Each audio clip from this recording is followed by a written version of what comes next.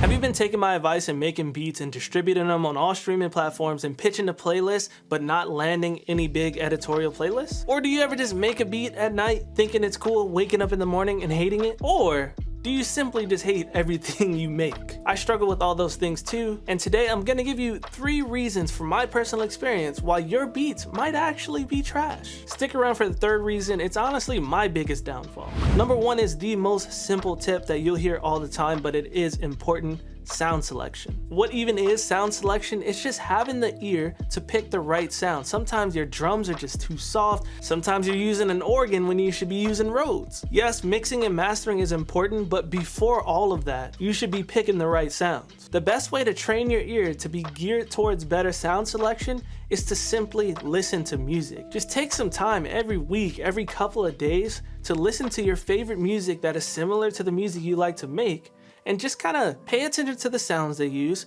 compare it to some of your beats. But yeah, if you're trying to land a specific playlist, reference your beats to the beats that are in that playlist. It sounds very simple, but it's one of the most crucial things when it comes to getting your music ready to be listened to by the masses and not just you in your bedroom. Take this beat for example.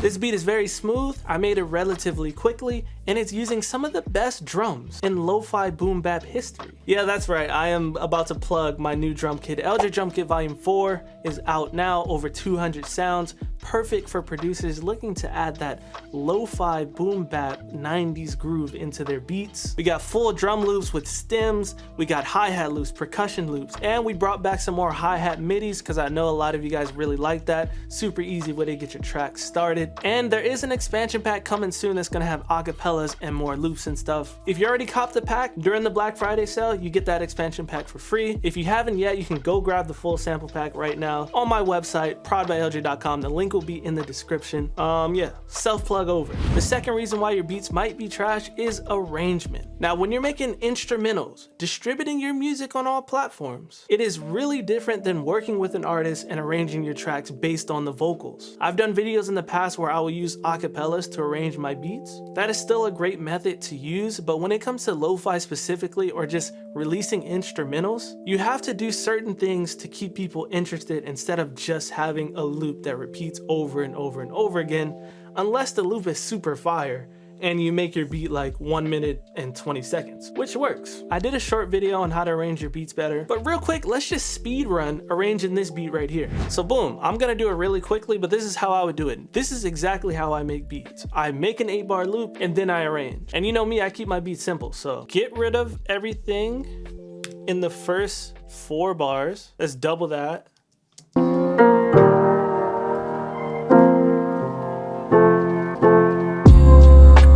Have it empty, get a little crash, riser situation, boom, bring that over.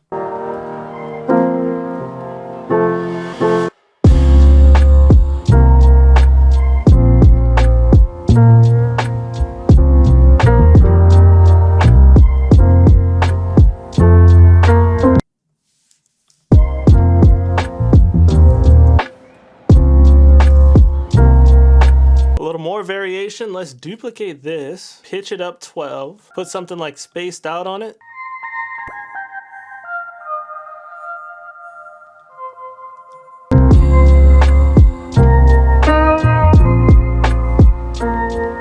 Let's bring this.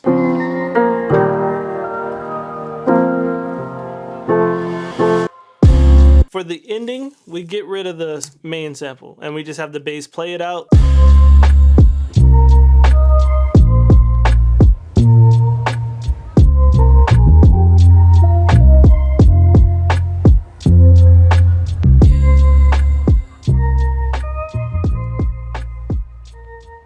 And the last thing you really would want to do to that is group the tracks. Open up RC20 Retro Color. Maybe throw on some magnitude, transition to, automate device on, and just throw that in some places. Let's start this off with that.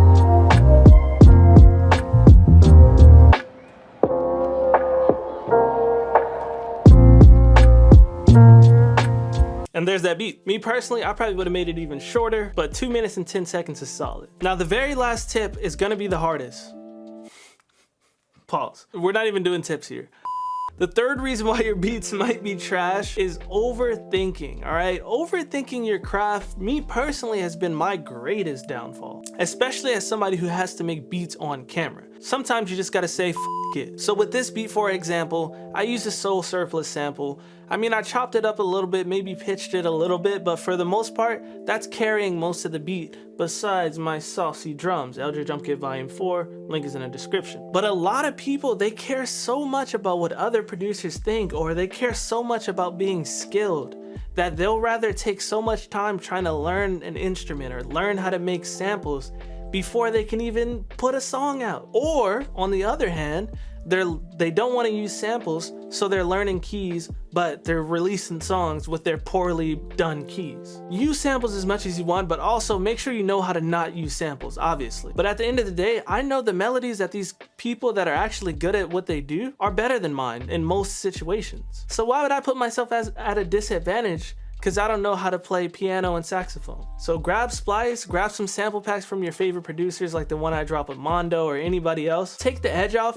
and try just throwing some beats together. Honestly, try just throwing loops together, straight loops. Grab a loop, drag it in, grab a drum loop, drag it in, and maybe try to add your own bass to it.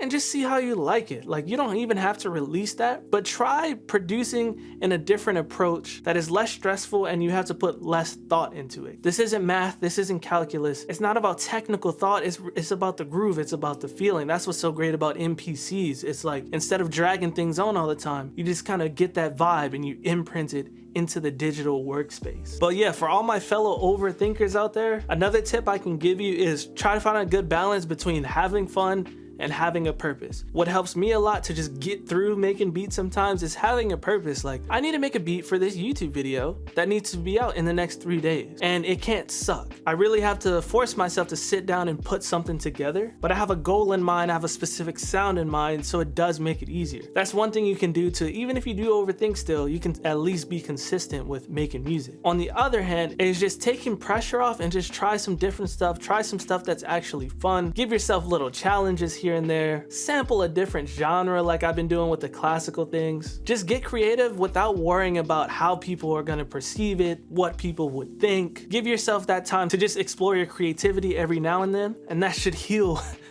some of your wounds. So yeah, professionally, commercially, to make money, yada yada, do what you gotta do. Listen to other people's playlists, listen to other people's beats, reference them to yours, get your arrangement up, get your sound selection up. But for your mental health, find a balance with just not caring. Use loops, sample classic records, do whatever you want, there's no rules. I hope this helps somebody. L.Dre Jump Kit Volume 4 is out now, link is in the description. Much love, I'll catch you in the next one.